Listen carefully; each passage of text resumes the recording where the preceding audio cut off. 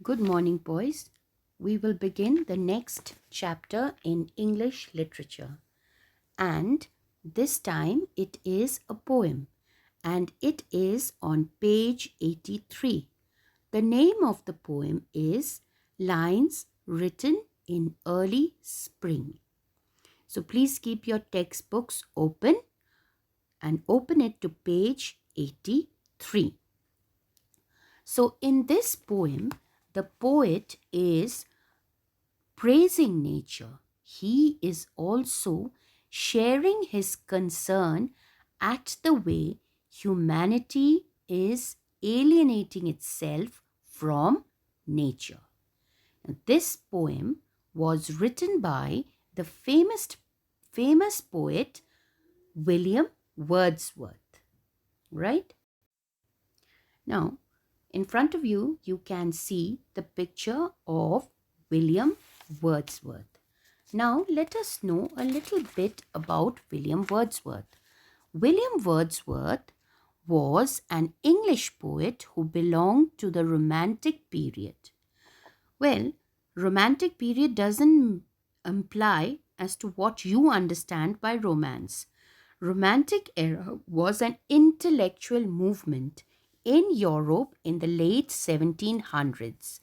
It is characterized by a great interest in nature and emphasizes on individual expression of emotion and imagination. It was also a rebellion against the established social rules. So during that time, poets began to write against certain social rules which were not so good, and the poets disliked those rules and they felt it was harming people or it was not good for humanity. So to oppose, they wrote poems uh, to express their thoughts through the poems and trying to go against the social rules. So that was the romantic era or romantic period. The period from 1798 to 1805 was time of Wordsworth's greatest achievement as a poet. In this poem, Wordsworth focused on various elements of nature and explored its relationship with human beings. So, as I told you in the beginning, that this poem is about nature, and Wordsworth was famous for writing poems based on nature, and this is also one such poem. Here, the speaker, who is the poet himself, is sitting reclined. He has a lot in his mind. He ultimately feels at peace by being in the midst of nature. The beauty of nature is not only giving him peace, but is also making him fearful. Why is he fearful? We will touch on that in the latter part of the poem. He is appreciating the qualities of nature which he feels is godlike, as the beauty of nature has the ability to connect a person to his soul. The speaker says humanity is at risk. Why? Because humans do not pay attention or completely ignore their soul. The speaker is very worried as to how humans have totally alienated themselves from Mother Nature. The poem progresses with the poet being extremely happy and delighted at being in the middle of nature, which is lush green and is in full bloom. He is convinced that each flower that breathes the air around enjoys each breath. The poet is extremely grateful to be born so close to nature. So let us go to the actual poem now. We will go verse by verse. Now, before I go verse by verse, I would just like to speak about the themes of this poem. This poem basically has three themes. Number one, beautiful sights and sounds. The peace and solace in the world of nature brings pleasant thoughts to the mind of the poet. On the other hand, the activities of discord, disharmony, and destruction in the world of humans make him sad. So he makes a comparison between the peace and solace of nature, which gives him so much peace and he feels calm and serene. But on the other hand, he is very worried for humanity, which is doing so much harm not only to itself but also to the environment around. So there are two contrasting feelings in the mind of the poet. The second theme is humans not only harm themselves, they also destroy forests, pollute the air and water. They exploit nature's resources without any consideration for other creatures in nature. They also ignore their own future generations and thus prepare a wreath for nature's death. So they are not even bothered about their future generations. We can see that because human beings are polluting the earth so much that there is nothing much left for the future generation. They are being handed over an earth which is polluted, where the ice is melting, and there is so many natural disasters because of this imbalance. So the poet, this is so many years back in the 1700s, okay? So that time he was worried. So you imagine if he would be living now, what would his state of mind be? The third theme is nature's holy plan of coexistence pleases the poet, and at the same time, the violation of this holy plan by humans pains him. Okay, so these are the three themes of the poem. Now, the poem is a form of ballad and consists of 6 stanzas, that is quatrain. They are called quatrain, and each stanza has 4 lines each. Okay, so now let us go verse by verse. So, the first verse, lines written in early spring by William Wordsworth.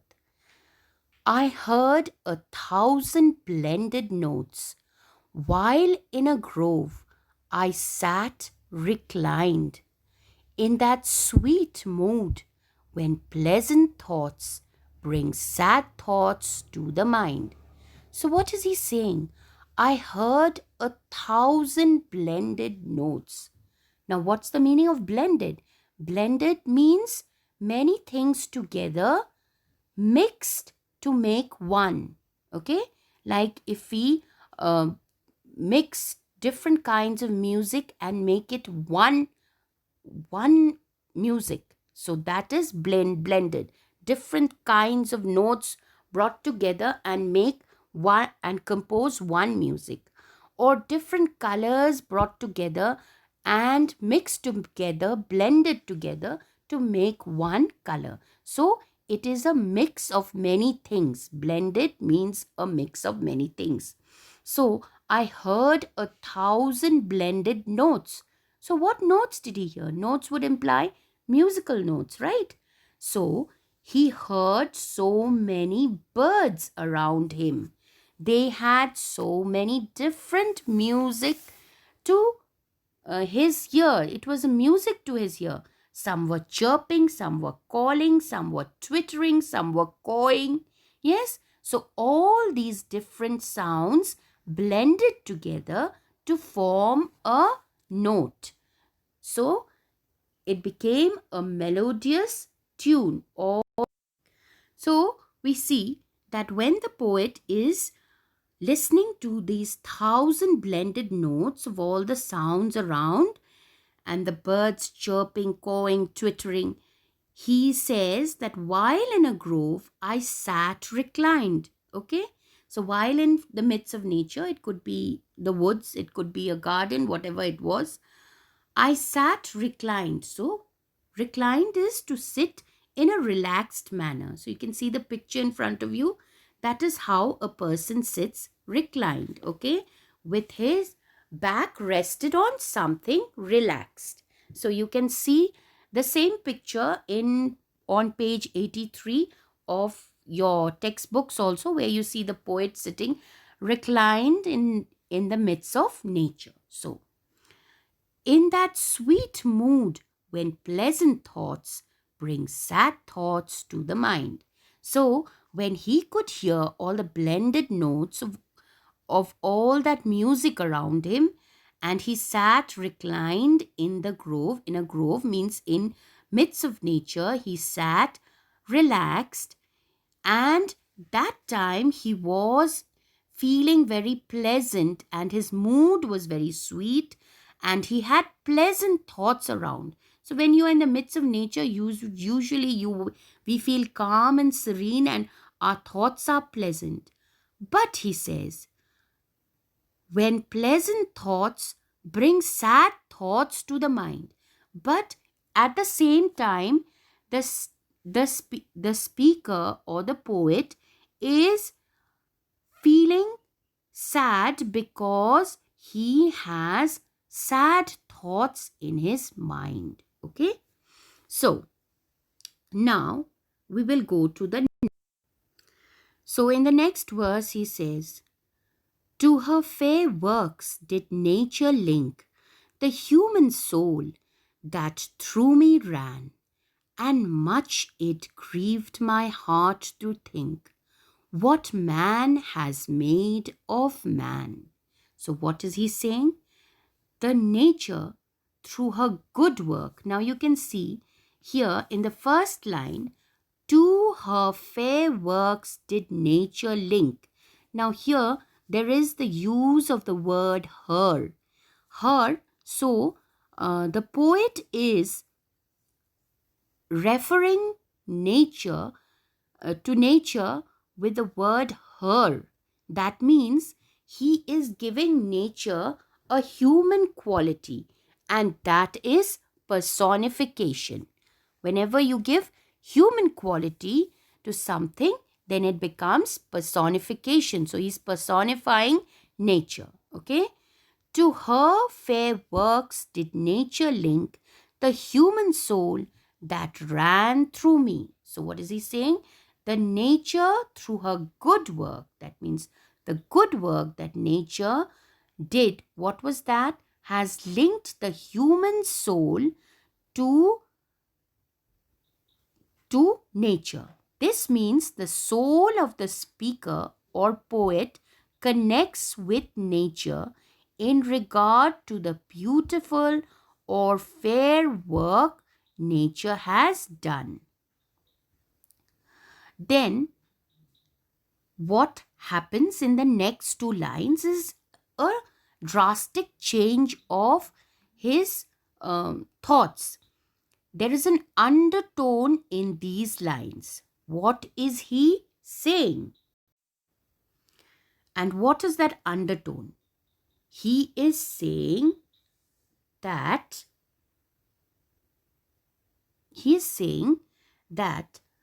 the poet feels grieved or sad to think what man has made of man. Okay? This implies that there was an expectation for man, his behavior and his responsibility. Man who has so much power for good and destruction has the responsibility to respect his fellow human beings and the environment which he lives in. Okay? So, here in the next two lines, and much it grieved my heart to think what man has made of man. Now, what has man done? Nature has given us so much. Okay, there are so much gifts. Nature helps us to connect to the human soul, and it uplifts our soul. But he is grieved because what man has done. You can see man has destroyed nature. Yes, in the picture in front of you, you can see how nature is destroyed through deforestation. Yes, destruction through forest fire. So there is a lot of destruction. And not only that, we also harm each other. Not only do we destroy the environment, we also harm each other. So that pains and grieves the heart of the poet. The poet appreciated the beauty of the land, the flowers, the birds and trees he saw. That and he felt that each of these had value. But he felt his fellow human beings were not in a harmonious coexistence with each other, which saddened him. So that is what he is grieving for. So he can see all the things in nature, the butterflies, the birds, the all the other things are living in coexistence. That means they're living peacefully with each other. But when we think about ourselves, we cannot coexist. There is no harmonious coexistence. That means we cannot exist in peace. Yes, either we are destroying nature or we are destroying ourselves. So that is what is grieving the poet. So now we go on to the next verse. So in the next verse he says, through primrose tufts in the sweet bower, the prewinkle trailed its wreaths, and 'tis my faith that every flower enjoys the air it breathes. Okay? So what is he saying in the next verse? He's saying the poet sees different kinds of flowers coexisting with each other. The yellow primroses growing close to each other in a cluster. So you can see these are primroses which grow at a very low height. Okay, they are not very tall trees. They are short ones and they grow in a cluster together. You can see that picture. And there is the reference of another flower, and that is the pre-winkle. That is the pre-winkle. And he's saying the pre-winkle trailed its wreaths. So what is the meaning of that? Pre-winkles are trailing plants. What do we understand by trailing plants? Trailing means to trail over ground like a creeper. So it moves like a creeper. So he's saying the pre-winkle trailed its wreaths. So it kept moving and as though it wove a wreath sort of a thing on the ground. So do you understand? This is how he is describing all the beauty he can see around him. So this is a wreath. So he's saying the pre-winkles trailed or moved, creeped and made trailed its wreath. So it trailed, it moved around like a wreath and made sort of a wreath. And 'tis my faith that every flower enjoys the air it breathes. And he's saying that the poet is saying that it is his faith that he is sure that each and every flower enjoys the air it breathes. So, have you understood? So again, I will repeat. The poet sees different kinds of flowers coexisting with each other. The yellow primroses growing close together in a cluster under the trees, and climbers, where another flower, the prewrinkle, which is blue in color, have trailed and together formed a wreath, which are circles of beauty. And he feels that every flower enjoys the air it breathes. So that brings us to the end of the third verse. Now we go to the fourth verse. So the next verse reads, "The birds around me hopped and played. Their thoughts I cannot measure, but the least motion which they made, it seemed a thrill of pleasure." So what is he talking? What is he saying in the fourth verse? The poet says that the birds jumped and hopped around him. He says he cannot tell what their thoughts were, but from the little movements they made, seemed to him that they were thrilled and full of pleasure. Okay, so that is what he is trying to say. Then we go on to the fifth verse. "The budding twigs spread out their fan to catch the breezy air, and I must think, do all I can, that there was pleasure there." So what is he saying? The budding twigs are the growing tender branches, and they spread out their fan means they spread out their leaves to do what? To catch the breezy air. So he's saying the little budding twigs, which are the growing tender branches, they spread out their fan means they spread out their new leaves to do what?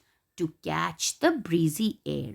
The poet thinks that all he could do was to think that the grove he was sitting in had only pleasure and joy all around it and nothing else. So, describing the growing bud and the new leaves trying to catch the breeze, he felt that there was nothing else but only pleasure around him where he sat. In nature, he could feel nothing else but pleasure. Okay? So, that brings us to the last verse of the poem, and that is the sixth. So, what is he saying? That he is saying that if this belief from heaven be sent, if such be nature's holy plan, have I not reason to lament what man has made of man? Okay, so he's saying that what nature, the poet says that nature with all its creatures is able to enjoy the peace and solace and coexist.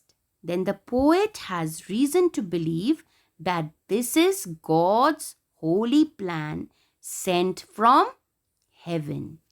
The poet is then asking, if this is a holy plan, should he not lament at what man has done to man, because man is not able to coexist peacefully? So he is saying that whatever we see in nature is made by God, and this is God's holy plan. Yes, this is God's holy plan. And what are we doing to God's holy plan? Are we accepting God's holy plan? So, because we are not accepting and not honoring God's holy plan, and we are not taking care of God's holy plan, and nor are we grateful for what God has given us. That's why today we are at the peak of unfortunate incidents happening in our life. This poem has been written many years ago, centuries ago actually, but today we can very much connect to this poem. Just look at the circumstances we are in at this moment. If we just look at 2020, 2020 has been a year full of upheavals for the human race. Yes, floods, gas leaks, name it, anything, the pandemic. Why is this? Because we are not being able to accept God's holy plan, that is the nature, with gratitude and with humility. We feel, and we have been feeling, that nature is for us and we can extract as much as we want from nature, and we can do anything we want, and we do not have any consideration for the other creatures in nature too.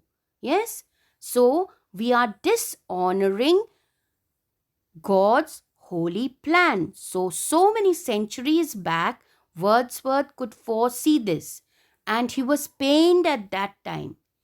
But till today, we are still doing that, and we are paying the brunt of it today. Okay? And he says that